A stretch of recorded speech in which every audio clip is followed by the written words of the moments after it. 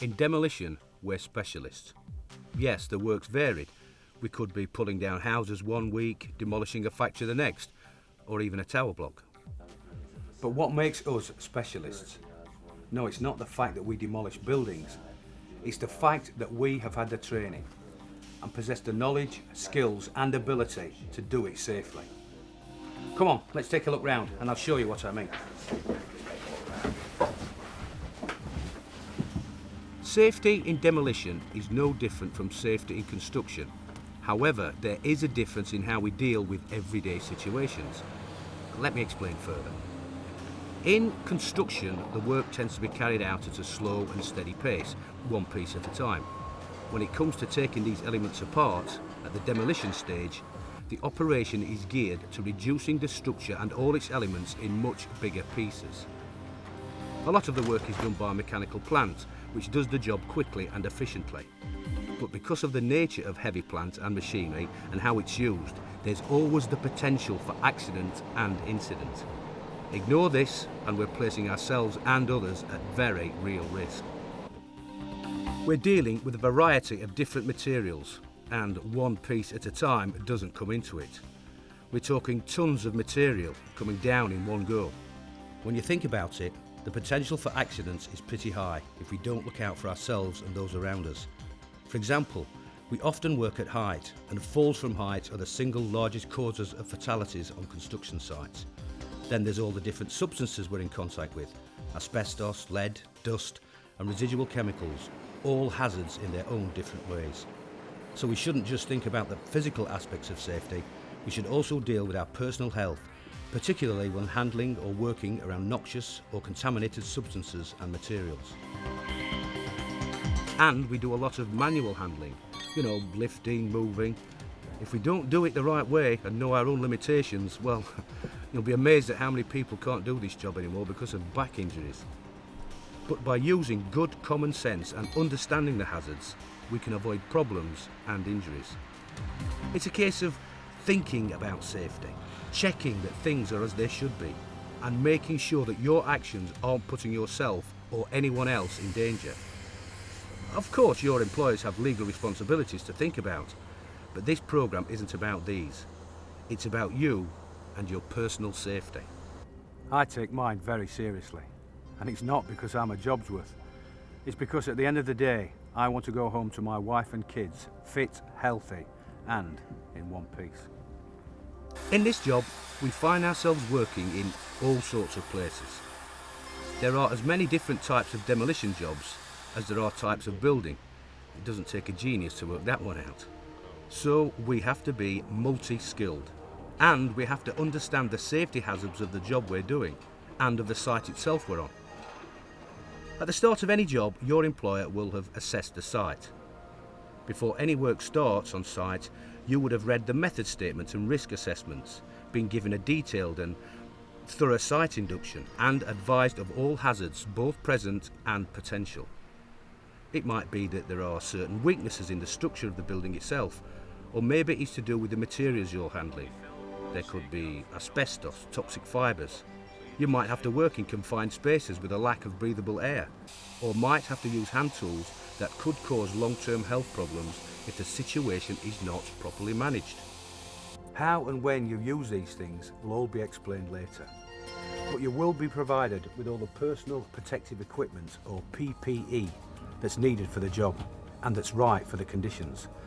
It's a legal duty of your employer to do this, but it's down to you to use the equipment correctly.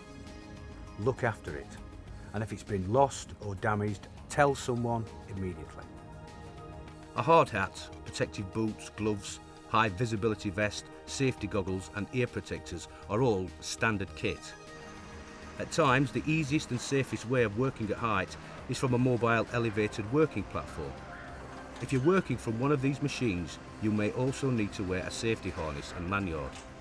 If so, the free end of the lanyard must be clipped onto a strong point on the machine. Each job needs to be thoroughly assessed to determine the safest way to complete the work. Gloves are important. They protect you from cuts and abrasions, and they keep contaminated substances off your skin. If you think about all the different materials you have handled when carrying out the soft strip of a building, and the potential for contaminated substances such as excrement and urine from rats or even people, you know it makes sense. If you're handling chemicals or solvents, you should always wear rubber-based gloves. Hearing protectors. The law is very strict when it comes to hearing protection. Your employer has a duty of care to ensure that you are not exposed to excessive noise and that adequate controls are put in place to safeguard you. If you're unsure when or whether to use ear defenders, a good rule of thumb is that if you have to raise your voice to be heard at 2 meters, the noise is around 85 decibels, and at that level, by law, hearing protection must be provided by your employer and must be worn. Your employer must also supply you with hearing protection at the lower noise level of 80 decibels if you think you need it. There are different types of respirators for different jobs. This one's to filter the harmful fumes or dust out of the air that you would otherwise be breathing in. Of course, you'll need to be told how often the filter needs to be changed. In other low-risk areas, possibly during soft stripping, it may be decided that this type is okay to use. Of course, this type is useless against fumes. In demolition, there's always the possibility that you'll come across asbestos. I'm sure I don't need to tell you how harmful this can be. Proper planning of the job should mean that it's dealt with by specialist contractors. If you think that you have discovered asbestos, tell someone, quick. If there's contamination from lead-painted steelwork or asbestos cement, then suitable respiratory equipment is a must. What you have just been shown is known as Respiratory Protective Equipment, or RPE. You may be issued with more than one type of respirator, so make sure you know which one's for what and how to wear it correctly. Wearing the wrong one could be just as dangerous as not wearing one at all. Any one of these things might spare you from injury or even save your life one day, so it's important to know how to use them. And if you're not sure at any time, just ask. Nobody is going to think you're stupid. If any of your equipment gets damaged, like for instance, your goggles are too scuffed to see clearly through, ask for another pair. Visors can also be an effective and comfortable alternative to safety goggles. That's what they're there for, to use. All right, sometimes they may get damaged, but rather them than you. Let's recap on the main things to bear in mind about your PPE. First of all, be sure you understand the conditions and safety hazards of the particular job you're on.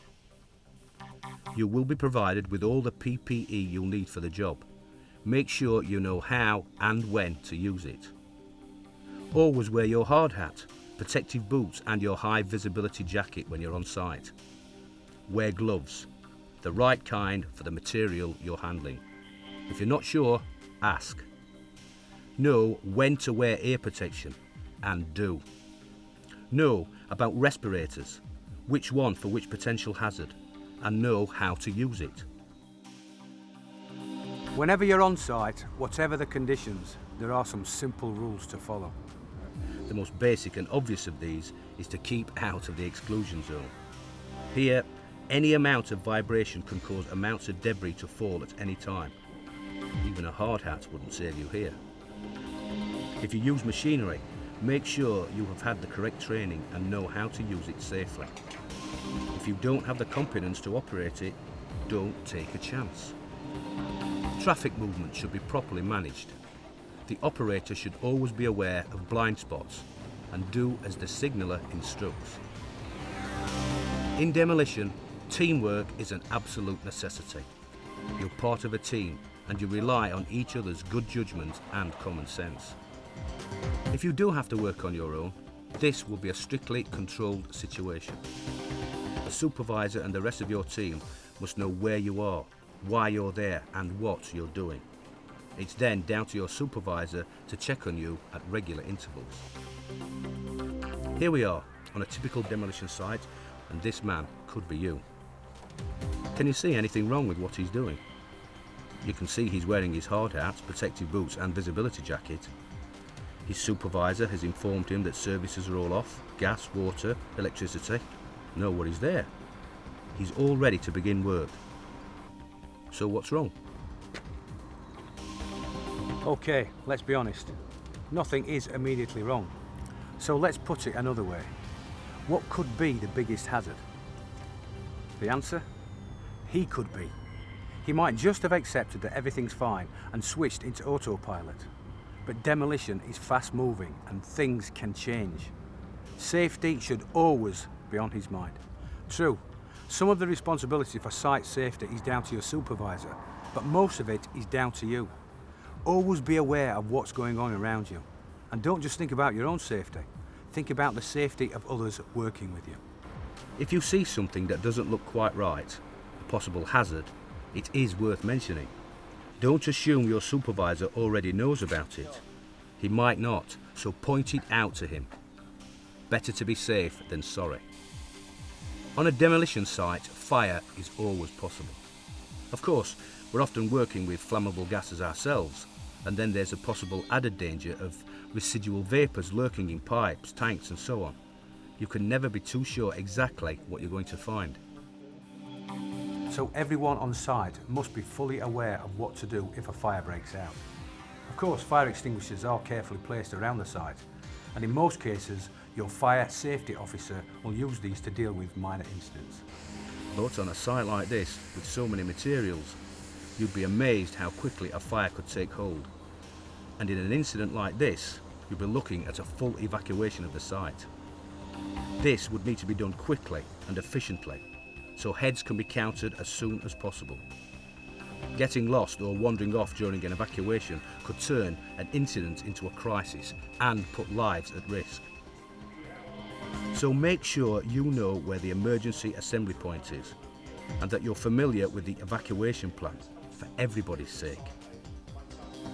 So, just to recap on some general rules for safety on site. Keep out of the exclusion zone. Teamwork is vital. Be aware of what people around you are doing and make sure they know what you're doing. Don't work on your own unless it's a strictly controlled situation. Safety isn't just down to your supervisor. Use your own vigilance and common sense. If you see a possible hazard, report it. Know the fire evacuation procedure for the site, and in the event, stick to it. As far as I'm concerned, demolition is a great way to earn a living. It's interesting, varied, and at the end of the day, it gives you a great sense of satisfaction. Of course, you may not be able to work on a demolition site without a CSCS card. But this is a job that does offer you qualifications and the training you need to achieve it.